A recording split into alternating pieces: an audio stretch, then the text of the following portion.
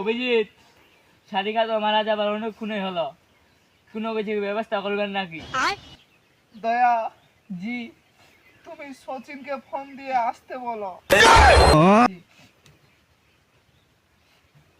Hello সুশীল, তুমি তাড়াতাড়ি চলে আসো কদমতলিতে, সারিকা মারা গেছে, তাড়াতাড়ি চলে আসো।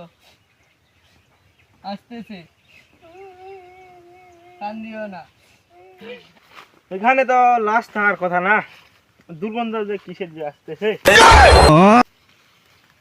কিছু তো নাই।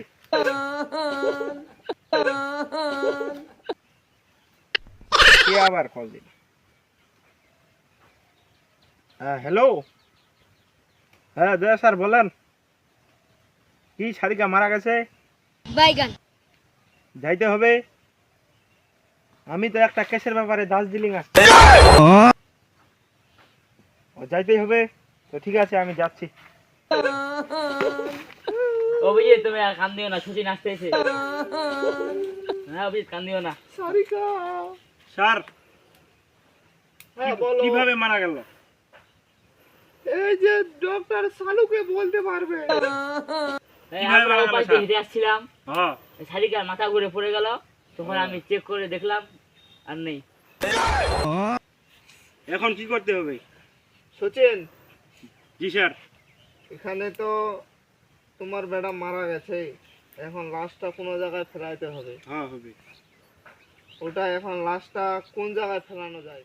ঝাপরতলিতে ফেলাইতে হবে। ঠিক আছে সচিন, দেখো কি হয়। তুমি একাই পারবা? না, একাই নিয়ে যাওয়া যাবে না তো। তোমার দয়া স্যার আছে, আমি তো একটু অসুস্থ হয়ে যাচ্ছি। তো ঠিক আছে, ধরেন স্যার। উঠো উঠো।